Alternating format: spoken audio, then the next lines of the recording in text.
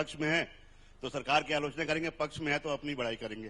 लेकिन आप लोग ऐसे निष्पक्ष लोग हैं जो खुलकर इस क्षेत्र के बारे में बात करेंगे, इसलिए हमने पहले आपको चुना है। दुबे जी, आपसे शुरुआत करते हैं। सबसे वरिष्ठ आप यहाँ पे हैं, शिक्षा की अलग जगाते रहे हैं, तो मुझे लगता है इस क्षेत्र को आपसे या बेहतर कोई नहीं जानता होगा। चिरमिरी को लेकर जो बातें हो रही है, जिला बन गया, चलो एक मांग थी, जिला बना दिया गया, लेकिन जिला बनने के बाद पिछले 2 सालों में क्या वाकई में चिरमिरी को जिले के अनुरूप वो तमाम सुविधाएं मिली? कौन कौन से विकास कार्य होने थे जो हुए या फिर अधूरे रह गए? बहुत कमी रह गई है। सबसे पहले तो मैं हिमांशु जी का दिल से स्वागत करता हूं। इनको बहुत पहले मैं देखता रहा हूं, मधुर मुस्कान के साथ ऐसे कड़े कड़े सवाल पूछते हैं आप कि आपकी मुस्कुराहट में सब दब जाता है, लेकिन सही बात भी सामने आ जाती है। ऐसे ही पत्रकारों की जरूरत है आप जैसे। मुझे बहुत खुशी हुई, एक्चुअली मैं आपसे मिलने के लिए बहुत इच्छुक था और इन लोगों ने जब बताया तो। और अभी आपका जो प्रश्न है कि जिला बन गया, जिला तो एक पड़ाव है, ये अपने आप में उद्देश्य नहीं है जी। उद्देश्य ये है कि चिरमिरी से जब कोयला समाप्त हो जाएगा उसके बाद क्या, जो कि समाप्ति की ओर है। समाप्ति की ओर, लगभग समाप्ति की ओर है। उसके बाद क्या हो गया? तो हमारा लक्ष्य है आत्मनिर्भर चिरमिरी बनाना। और उस आत्मनिर्भर चिरमिरी बनाने में बहुत से प्रयासों में एक प्रयास जिला भी है, लेकिन जिला अपने आप में एक लक्ष्य नहीं है। जिला बन जाने से आत्मनिर्भर चिरमिरी हो जाएगा ऐसा नहीं है, जबकि चिरमिरी के लिए जैसा कि अभी हमने कहा कि रेल कनेक्टिविटी होनी चाहिए, रोड कनेक्टिविटी होनी चाहिए, सहायक उद्योग धंधे होने चाहिए यहाँ पे। फिर हम लोगों ने तो इसमें बहुत रिसर्च भी किया है, खासतौर पे हम लोगों ने। हमारे पहले जो यहाँ विधायक थे डॉक्टर रामचंद्र सिंह जूदेव, उसके हम बहुत आभारी हैं। उन्होंने रांची यूनिवर्सिटी से एक टीम यहाँ बुलाई थी। इस प्रदेश के सबसे सफल अर्थशास्त्री और वित्त मंत्री के रूप में जिनका नाम लिया जाता है कि जिनका अर्थशास्त्र जो है सबसे मजबूत माना जाता है। उनकी एक पुस्तिका है सभ्यता हड़बड़ी में, सिविलाइजेशन इन ए हरी, वो बहुत ही आंख खोलने वाली पुस्तिका है वो। तो उन्होंने एक स्टडी किया था। स्टडी में ये था कि चिरमिरी का जब यहाँ से कोयला समाप्त हो जाएगा उसके पहले पहले हम चिरमिरी में ऐसा कुछ कर दें ताकि चिरमिरी की आबादी यहाँ से जाए ना। दुबे जी, जो आप बता रहे हैं उसमें मैं एक तथ्य जोड़ना चाहूंगा। पलायन की अगर हम बात, जैसे कि आपने कहा कि लोग अब जो है खदानें बंद हो रही है, काम नहीं है, उद्योग नहीं है, तो निश्चित रूप से लोग रोजगार के उसमें बाहर तो जाएंगे ही। पलायन में वो दूसरा सबसे बड़ा जिला था जहां के लोग पलायन में लौटे थे कोरोना काल में। कहाँ? चिरमिरी में। हाँ, ये आंकड़ा जो है, देखिए थोड़ा सा मैं पलायन शब्द पे आपका ध्यान आकर्षित करूं। चिरमिरी खासतौर पे अनिवासियों की बस्ती है जी। यहाँ के ओरिजिनल निवासी कौन है ये पता आज तक नहीं चल पाया है। अभी जो पीढ़ी रह रही है यही शायद अब यहाँ के ओरिजिनल निवासी कहलाएंगे जी। तो जो लोग पुराने थे तो कोई उड़ीसा से आया है, कोई यूपी से आया है, कोई बंगाल से आया है, और जितने लोग थे सबके पते वहीं के हैं। उनके लड़के भी जब नौकरी किए तो उन लोगों ने भी अपना पता वहीं का लिखा। तो चिरमिरी तो होम एड्रेस किसी का था ही नहीं, सबका होम एड्रेस बाहर का था, अप्रवासियों का। अप्रवासियों का जिला क्या है? वो तो जब रिटायर्ड हो गए तो अपने घर चले गए उन लोग जी। इसको हम पलायन क्यों कहें? पलायन तो अब होगा कि अभी जो पीढ़ी है इनके सामने कोई भविष्य नहीं होगा, ये यहाँ से जब जाएंगे तो ये वास्तविक अर्थों में पलायन होगा।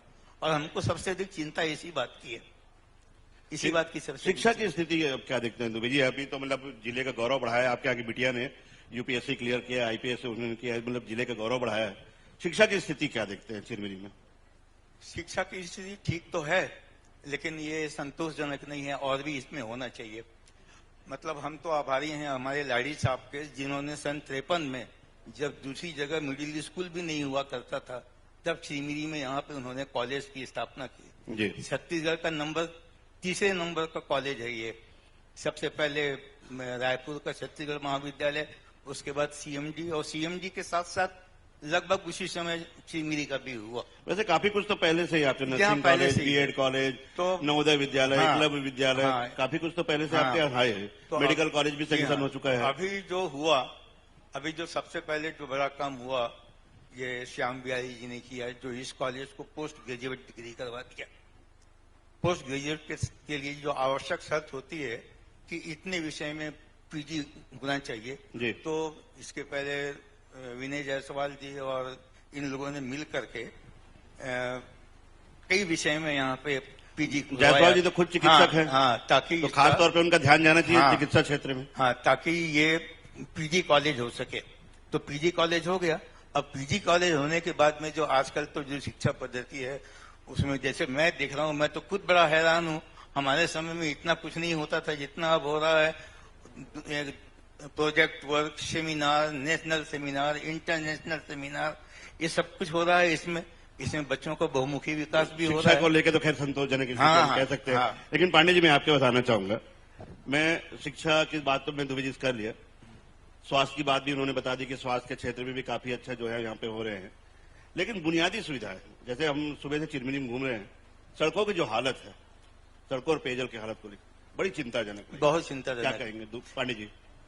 एक बार पांडे जी जवाब जी, क्या कहेंगे? चिरमिरी जो है, जैसा कि दुबे सर ने बताया, मैं उसी बात को आगे बढ़ाऊंगा। पहले तो मैं शुक्रगुजार हूं INH और हरिभूमि का, डॉक्टर द्विवेदी साहब का, कि उन्होंने ये मंच दिया हम लोगों को चिरमिरी में कुछ बात रखने के लिए। चिरमिरी, जैसा कि सर ने बताया, कि अप्रवासियों का शहर है और सारे लोग यहाँ 1-2 जनरेशन पहले से आए और यहाँ बसे, और अब जो लोग बस गए हैं लगभग उन सबकी कर्मभूमि और मातृभूमि यही है। तो यहाँ स्थायित्व की एक जो बात कही सर ने, वो बहुत बुनियादी जरूरत है यहाँ। और स्थायित्व के लिए एक तो बसाहट यहाँ की ऐसी रही है कि सड़कों का चौड़ीकरण, उसके लिए बहुत बड़े हनुमत उद्यम, जिसको मैं कहता हूँ कि जिस तरह से हनुमत उद्यम हनुमान जी करते थे, उस तरह के प्रयासों की जरूरत है। तो बुनियादी विकास जो है सड़कों से, और साथ ही कुछ इंडस्ट्रीज। तो पांडे जी, जो हनुमान जी है यहाँ पे, जायसवाल जी मंत्री जी, आप लोग उनके लिए जामवंत का काम क्यों नहीं करते, जगाते क्यों नहीं उनको? नहीं, वो तो काम कर रहे हैं अपना जो है, और हम लोग हनुमान जी को भी जगाना ही पड़ा था ना। हाँ, और हम लोग किसी जो जामवंत तो बनना पड़ेगा किसी न किसी को। बिल्कुल बिल्कुल। हम लोग जिस फील्ड में जहाँ हैं, हायर एजुकेशन में, जैसे मैं उच्च शिक्षा में हूँ, तो मैं देखता हूँ कि काफी सारी चीजें हुई हैं। कुछ है कि जैसे यहाँ पे 1-2 हॉस्टल्स की जरूरत है, जो बाहर से बच्चे आते हैं और खासकर ग्रामीण अंचलों से, जो तो हॉस्टल होने से थोड़ा सा उनको एक सुविधाएं मिलेंगी। नालंदा परिसर की घोषणा हुई है, वो एक स्वागत योग्य कदम है, क्योंकि यहाँ पर ये ऐसा सुदूर अंचल है सरगुजा का, जो बड़े बड़े शहरों से एक दूरी पर रहा है। तो यहाँ के लोगों को वहाँ पहुंचना कठिन रहा। तो सारी सुविधाएं जब यहाँ मिलेंगी तो बच्चे यहाँ के आगे बढ़ेंगे। पूरे प्रदेश में और देश में आपके यहाँ से कोयला जाता है जी। आप लोगों ने कभी मांग नहीं की कि भैया कोयला हमारा ले जाते हो तो उद्योग भी दो हमको बढ़े? ये बहुत महत्वपूर्ण आपने सवाल उठाया है। चूंकि ये धरती का दोहन कोयले के रूप में हो रहा है और वो भारत और विदेशों में भी जाता है, उसकी उपयोगिता है। तो उसके बदले में इस मातृभूमि का कर्ज चुकाने के लिए कुछ ऐसा जरूर होना चाहिए, कुछ ऐसे इंडस्ट्री जिनकी मैंने बात की, कुछ नए उद्योग स्थापित हों, कुछ पर्यटन के क्षेत्र में कुछ ऐसा काम हो कि ताकि जब हम इसका दोहन कर लेंगे, कोयला निकल जाएगा, तो क्या इस धरती को वीरानी छोड़ देंगे? क्या यहाँ कुछ नहीं बचेगा? तो उसके बदले में कुछ ऐसा उद्योग धंधे आए जिससे पलायन भी रुके और यहाँ एक रौनक भी आए और हम उसका कर्ज भी चुका सके। चूंकि हमने वहां से दोहन कर लिया है, तो अब उसको वीराना छोड़ना तो फिर आने वाली पीढ़ी के साथ विश्वासघात होगा। एक मैंने वही कहा ना कि किसी की जामुन तो बनना पड़ेगा। हाँ, ये हनुमान जी तो है, आपके मंत्री जी हनुमान जी हैं, मुख्यमंत्री हनुमान जी हैं, लेकिन उन्हें जामुन की भूमिका आप लोगों को निभानी पड़ेगी। हाँ, वो यहाँ की जनता और यहाँ के लोगों का दायित्व है, वो हम सबका। आप जागरूक नागरिकों को ही करना पड़ेगा। हाँ, हम सबका वो प्रयास होना चाहिए कि उद्योगों के लिए यहाँ पर प्रयास हो। बिल्कुल ठीक है। मैं डॉक्टर अंशु से आपके बाद आऊंगा। पहले जो है आपके प्रतिनिधि थे वो खुद पेशे चिकित्सक हैं, अब जो आए हैं वो स्वास्थ्य मंत्री हैं। तो डॉक्टर साहब ने अच्छी नस पकड़ी कि नब जो है अब ज्यादा अच्छे देख रहे हैं दोनों ने?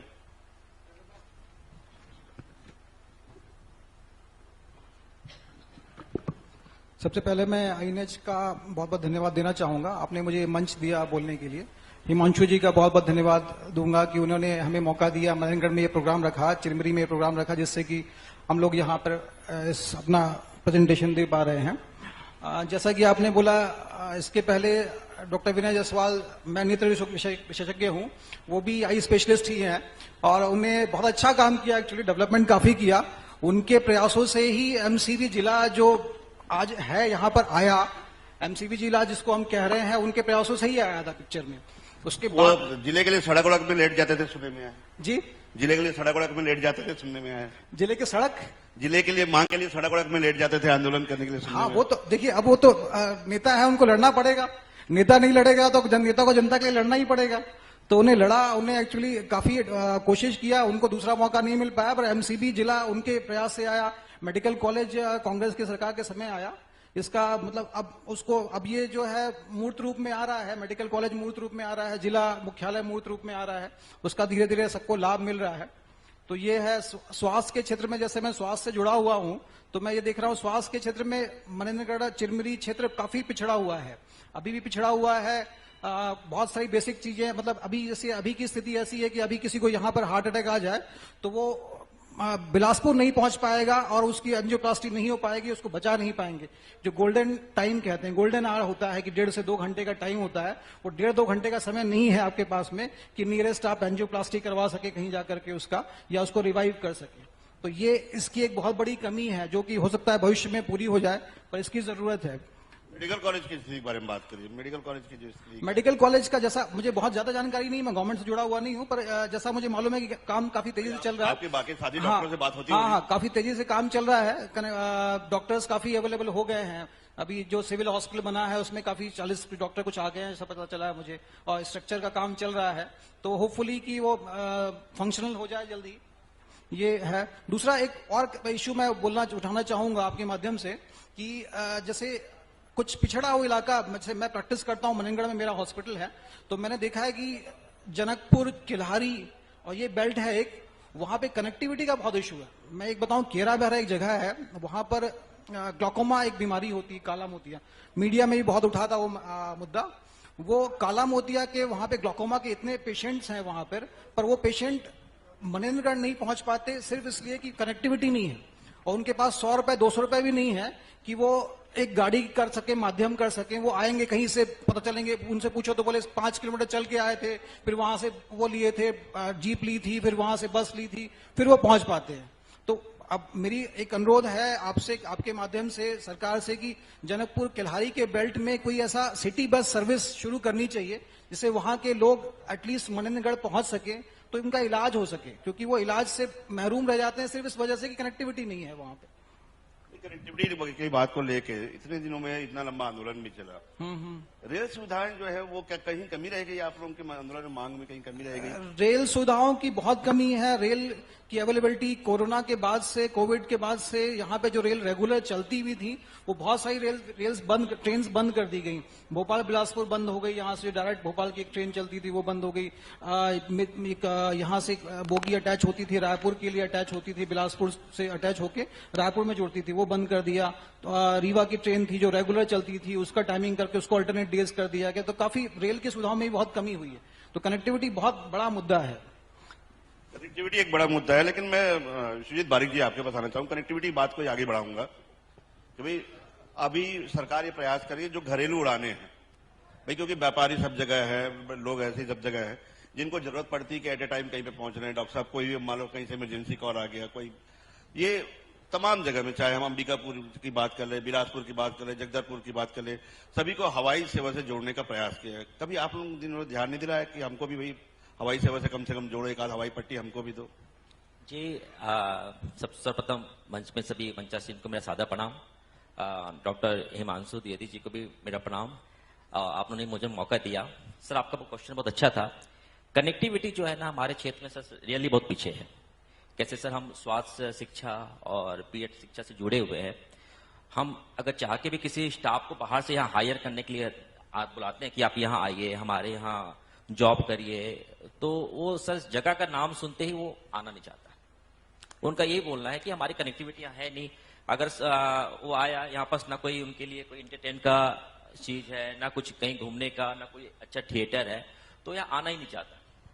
तो हवाई कैसे अंबिकापुर का भी सर चालू हुआ था, अब उसका भी कोई अता पता नहीं कि कब फ्लाइट आती है, कब नहीं आती है, कब बंद हो जाता है, कब चालू हो जाता है। कनेक्टिविटी के क्षेत्र से हम बहुत पीछे हैं सर अभी। और जैसे आप लोग भी तो आप तो चलाते हैं, नर्सिंग कॉलेज है, बीएड कॉलेज है, जैसे कि मैंने कहा कि आपके जो क्षेत्र की बिटिया ने नाम रोशन किया है, जी जी। तो ऐसे स्किल डेवलपमेंट के लिए कहीं कुछ मतलब विशेष जो यहाँ पे ऐसे कुछ आप लोगों को कमी महसूस होती हो? सर अभी कि बच्चे तो पढ़ना चाहते हैं, हाँ। स्किल है उनमें, जी। लेकिन स्किल डेवलपमेंट के लिए ऐसी कोई जो उनके पास स्कोप नहीं है, ऐसा कोई वो साधन नहीं है। सर इसके लिए सबसे अच्छा माध्यम है शिक्षा।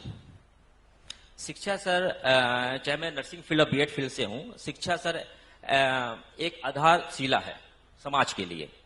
सर देखिए 2011 पे हमने एक नर्सिंग शिक्षा यहाँ पास लाया। आज मुझे बताते हुए बड़ा प्राउड फील होता है कि सर हम 1200 से 1500 बच्चे को जाने माने देश विदेश अपने अगल बगल जिले में हर जगह हमारे बच्चे सर वहाँ कार्यरत है। अगर हम बच्चों को सर वही अगर हम यहाँ के बच्चों को हम अच्छा शिक्षा दें, मेरे बोलने मतलब ये है कि शिक्षा के साथ एक अच्छी डिसिप्लिन होनी चाहिए, एक समाज सेवा का भाव होना चाहिए। कैसे सर हमारे संस्था के चेयरमैन आदरणीय चंद्रकांत पटेल जी हर साल 40-45 सालों से यहाँ पे गरीबों को कंबल बांटते हैं। तो सर हमने उसमें एक पॉइंट जोड़ा कि हम अपने यहाँ के बच्चों को, चाहे बीएड हो नर्सिंग हो, उनके बच्चों को भी उसमें हम पार्टिसिपेट करवाते हैं। क्या होता है सर, उससे वो उस बच्चे के मन में भी एक समाज सेवा का भाव आता है। कल के दिन वो सर अच्छा शिक्षा लेगा, किसी अच्छे जगह पे कार्य करेगा, तो क्या होगा सर, उसके पास पैसा अर्न होगा। तो हम चाहते हैं कि वो अपने खुशी, चाहे अपने माता पिता का जन्मदिन बनाए या अपना जन्मदिन बनाए या कुछ भी बनाए, सर वो उस कंबल बांट रहा है तो उसको कुछ शिक्षा मिल रहा है। तो हम चाहते हैं कि सब बच्चों को एक डिसिप्लिन और एक अच्छी शिक्षा हो जिससे हमारे देश का, हमारे प्रदेश का नाम रोशन हो सके। बिल्कुल, चलिए आप भी इसी दिशा में काम कर रहे थे, बधाई आपको कि आप कम से कम इस छोटी सी जगह पे जहां पे लोग कनेक्टिविटी की वजह से नहीं आना चाहते, उस क्षेत्र में आप कम से कम बच्चों का स्किल डेवलपमेंट का काम कर रहे हैं। तो ये आपको कम से कम इस बात के लिए बधाई। लेकिन दुबे जी, मैं आपका एक बार फिर से आना चाहूंगा। बहुत सारी बातें आपने कही, लेकिन ये नहीं बताया यहाँ पे कि चिरमिरी को चाहिए क्या। आपने कहा भी ये हमारे यहाँ ये कुछ है, ये कुछ है, सारा कुछ है, लेकिन मैंने जो मेरा मूल सवाल था कि चिरमिरी को और क्या चाहिए।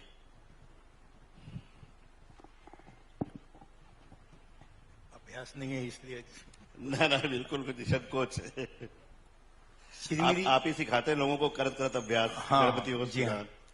श्रीमिरी की जो सबसे बड़ी समस्या जो अभी चाहिए, जो यहाँ के निवासी हैं उनके सामने एक बड़ा संकट यह होता है कि वो जिस जमीन में उनका मकान बना है उसका क्या है, उसकी हैसियत, उसका जब कभी ये सरकार लेगी इसको तो उनको क्या मिलेगा, उसका कोई पट्टा नहीं है, कुछ नहीं है वहां पे।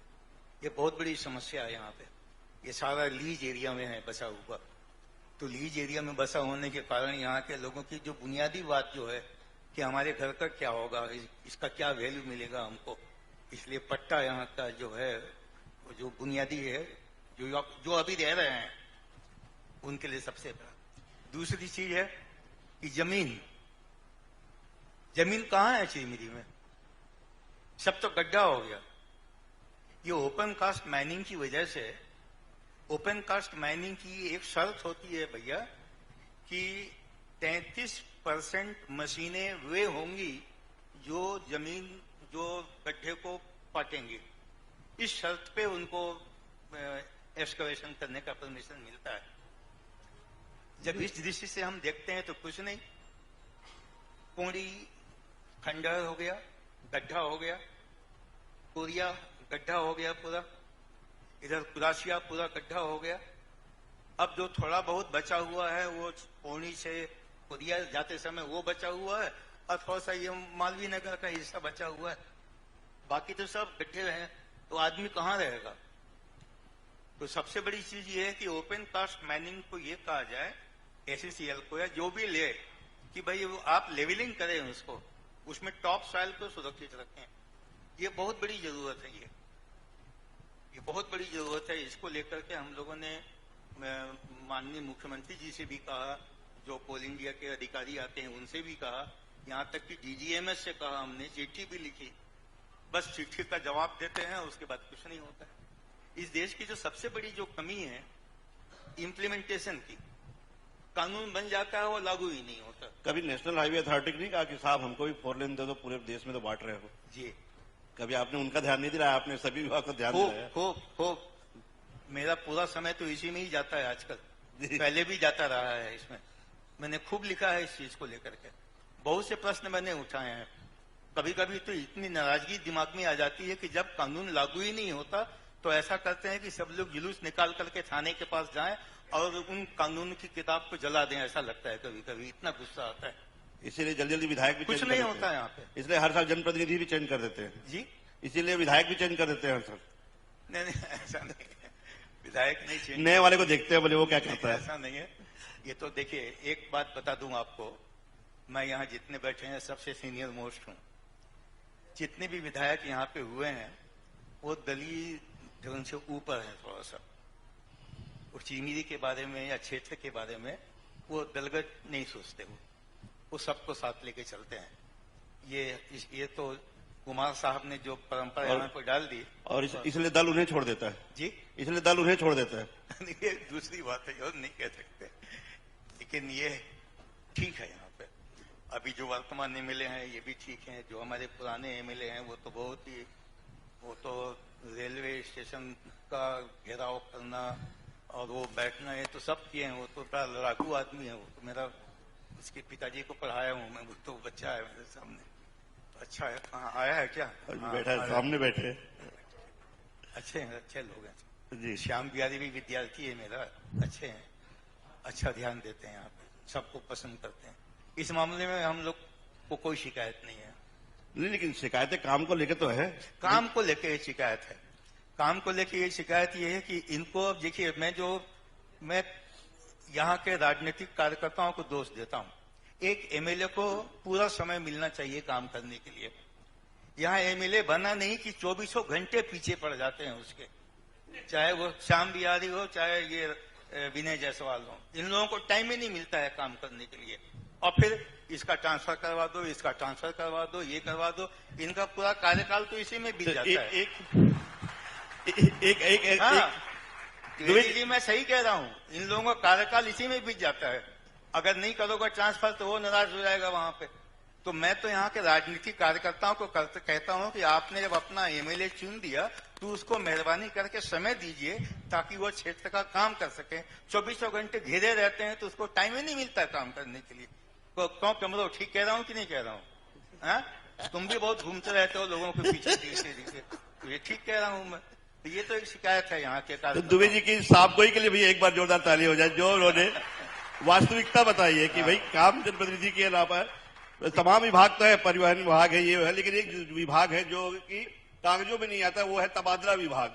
आधे से ज्यादा जो लोगों का टाइम है उसी में जाता है। तो विभाग एक सरकार को अलग से और बना देना चाहिए ताकि वो तबादला ही करते रहे। जी पांडे जी, मैं इस बात सुन के आपके पास आना चाहूंगा। जो दुबे जी कह रहे हैं भाई ठीक है, हमको जनप्रतिनिधि तो अच्छे मिले, चाहे डॉक्टर विनय जायसवाल हो, गुलाब कमरो जी हो, चाहे अभी स्वास्थ्य मंत्री जो हमारे श्याम बिहारी जायसवाल जी हैं, लेकिन काम जो होना चाहिए था, चाहे पेयजल के क्षेत्र में, चाहे सड़कों की दिशा में, और चाहे जो ओपन कास्टिंग की वजह से जो नुकसान हुए हैं, चाहे जो अप्रवासी रह के, यहाँ के नागरिक होकर भी अप्रवासी रह गए हैं क्योंकि पट्टे ही मिले नहीं तो अप्रवासी ही कहलाए वो। तो क्या वाकई में यथास्थिति यही है चिरमिरी की? चिरमिरी में हाँ, ये 2-3 चीजें रही हैं, क्योंकि यहाँ एक पट्टा की समस्या रही है कि सब लीज की जमीनें हैं, लोगों ने घर बनाए हैं, तो वो वास्तविक मालिक नहीं है, तो भविष्य को लेकर एक अनिश्चितता लोगों के बीच रहती है। और सड़कों का उस तरह से चौड़ीकरण हो पाना थोड़ा सा एक चुनौतीपूर्ण कार्य तो यहाँ रहा ही है। और दूसरा ये जो ओपन कास्ट की सर ने बात की, तो ओपन कास्ट के जो पहाड़ हैं उनका कैसे फिर रीयूज हो, या उस लैंड को कैसे बराबर करके आगे के लिए क्या उपयोग किया जाए, एक दीर्घकालिक योजना इस पर जो है वो होनी चाहिए। और खासकर वो जहां से कोयला निकाल लिया गया है, अब वो जमीन पड़ी हुई है, उसका फ्यूचर यूज क्या होना चाहिए। वो कोल इंडिया, स्टेट गवर्नमेंट, रेवेन्यू, ये सब मिलकर के एक दीर्घकालिक योजना इसके लिए बनानी पड़ेगी, तभी थोड़ा सा स्थायित्व की ओर हम लोग बढ़ेंगे और जो यहाँ पे पॉपुलेशन है वो रुकेगी, या जो आगे जनसंख्या जिसको हम लोग पलायन रोकने के लिए कह रहे हैं वो होगा। बिल्कुल, पलायन को लेकर एक बड़ी बात जो है क्षेत्र में है, डॉक्टर अंशुल, में क्योंकि आप भी यहीं के निवासी हैं, पलायन को लेके बताइए। मतलब 6 महीने के आंकड़े अगर 32,000 है तो पलायन की काफी बड़ी संख्या होती है।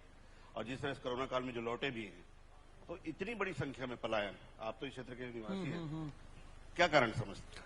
देखिए, पलायन किसी भी क्षेत्र में लोग बसते क्यों हैं? वहां पे अगर इंफ्रास्ट्रक्चर ठीक होगा, एजुकेशन अच्छा होगा, बच्चों के लिए हेल्थ अच्छा होगा, रोजगार होगा, तो लोग रुकना चाहेंगे, रहना चाहेंगे।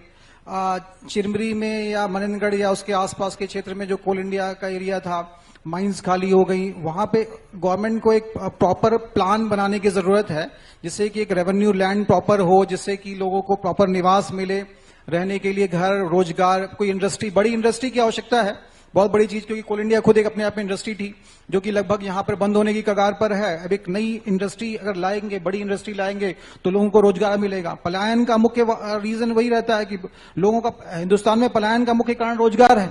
लोग रोजगार की तलाश में यहाँ छत्तीसगढ़ के मजदूर जाते हैं, पंजाब, हरियाणा, केरला।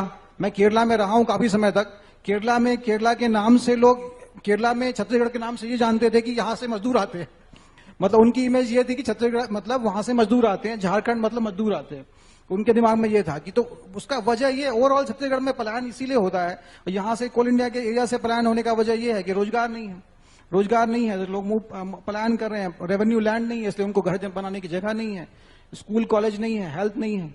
हेल्थ के बारे में भी एक मैं कहना चाहूंगा कि प्राइवेट, जैसे हेल्थ में इंडिया में 80% जो हेल्थ को कैटर करता है वो प्राइवेट कैटर करता है, 20 से 30% गवर्नमेंट कैटर करती होगी।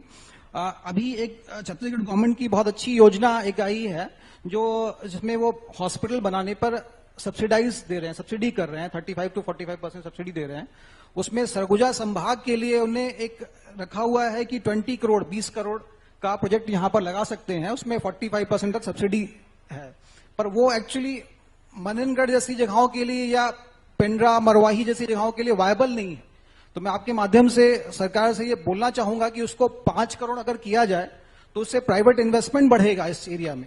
20 करोड़ का प्रोजेक्ट लगाना मनेन्द्रगढ़ जैसी जगह में, चिरमिरी जैसी जगह में या आप आसपास के एरिया में मरवाही, पेंड्रा में वो वायबल नहीं है। 20 करोड़ वायबल नहीं है। उसमें भी 20 करोड़ में वो कह रहे हैं कि 50 बेड का अस्पताल, 20 करोड़ में 50 बेड का अस्पताल तो 5 स्टार होटल बन जाएगा 50-20 करोड़ में। तो ये वो वायबल नहीं है। उसको अगर प्रैक्टिकली 5 करोड़ किया जाए तो यहां पर लोगों का इन्वेस्टमेंट आएगा, हेल्थ बढ़ेगा, तो हेल्थ अच्छा होगा तो लोगों का पलायन रुकेगा, जॉब जनरेट होगी। तो ये एक मेरा सोचना है। जुड़ा हुआ मेरा अंतिम सवाल जो है वो बारिक जी से है। क्योंकि बारिक जी हर साल जो है वो नर्सिंग में, बीएड में, डीएड में इतने सारे बच्चे आप जो है वो डिग्री थमा के तो निकाल देते हैं, लेकिन जैसे कि बता रहे भाई कि उनके लायक यहाँ रोजगार ही नहीं है, तो फिर उन बच्चे जाते कहाँ हैं? फिर क्या आपसे कोई पूछेंगे आपने कि भैया हम तो पढ़ा देते हैं, आगे जाके भगवान भरोसे कि यहाँ कहीं चिरमिरी में तो आपको कुछ मिलना नहीं है। मैंने यही बताया सर कि मेरे यहाँ से पढ़े हुए आज 1200-1500 बच्चे जो है देश विदेश और अपने इधर उधर राज्य जा रहे हैं। यहाँ बहुत कम ही है। आज भी हमारे यहाँ जिला अस्पताल है सर, जिला अस्पताल में 70 से 75% हमारे पढ़े बच्चे ही वहाँ कार्य कर रहे हैं। मैं तो ये बोलूंगा सब पलायन को रोकने के लिए कि इस क्षेत्र को शिक्षा या टूरिस्ट के रूप में डेवलप करने से एक बार ही पलायन रुक सकता है। बिल्कुल ठीक है। तो हम अब इस निष्कर्ष में आते हैं इस पूरी बातचीत के। 4 गणमान्य लोग मेरे पास अलग अलग क्षेत्र के बैठे हैं। शिक्षा का हब तो है Chirmiri, BEd college, DEd college, nursing college, medical college, Kendriya Vidyalaya, Eklavya विद्यालय, नवोदय विद्यालय, तमाम चीजें, तमाम यहाँ पे जो है साधन। लेकिन सबसे बड़ी बात है यहाँ पर ना उद्योग, बड़े उद्योगों का नहीं होना और रोजगार के साधन नहीं होना। सबसे बड़ी बात कनेक्टिविटी का नहीं होना, सबसे बड़ी समस्या कनेक्टिविटी का नहीं होना यहाँ पर। तो इन सब चीजों को लेकर चिरमिरी अभी भी बहुत सारी ऐसी चीजें हैं जिनकी बाट जो हो रहा है। और जैसे कि दुबे जी ने बताया, पांडे जी ने बताया कि लोग यहाँ सालों से रह के भी अप्रवासी हैं क्योंकि उनके पास पट्टे नहीं है सैकड़ों लोगों के पास। तो ये 2-3 ऐसी बातें हैं, किसी के पास पट्टे नहीं है तो तमाम लोग अप्रवासी ही हुए, स्थानीय निवासी होते हुए भी अप्रवासी हो गए। ये एक बड़ी जो है विडंबना है लोगों के। उम्मीद यही करेंगे कि आने वाले समय में सरकारें जो है इस दिशा में ठोस प्रयास करें ताकि लोगों को यहाँ पर कम से कम वो तमाम चीजें चिरमिरी को लेकर जो अपेक्षाएं उन्होंने पाल रखी है। बोलिए दुबे जी। इसमें जो है नगर निगम की ओर से बहुत बड़ा काम हो सकता है। राम नरेश जी, आप सुनिए इस चीज को कि आपकी जो सामान्य सभा है वो एक प्रस्ताव पास करे और प्रस्ताव पास करने के बाद में यहाँ के निवासियों को रिकॉर्डेड ओनरशिप का प्रमाण पत्र दे दे उनको कि ये आदमी इतने साल से यहाँ पे रह रहा है, उसका खसरा नंबर ये है, रकबा ये है, सब कुछ दे दे। तो उससे ये फायदा होगा कि जब कभी कोई चीज टेक ओवर होगी तो वो जो कागज नगर निगम की ओर से दिया जाएगा उससे उसको बहुत बड़ा फायदा होगा। ये आप करवा लीजिए इस चीज को नगर निगम की ओर से। धन्यवाद। आप सभी प्रतिनिधियों के जन वरिष्ठ नागरिकों का आभार व्यक्त करते हैं कि आप हमारे पास आए और चिरमिरी को लेकर जो है आपका भी बहुत बहुत आभार।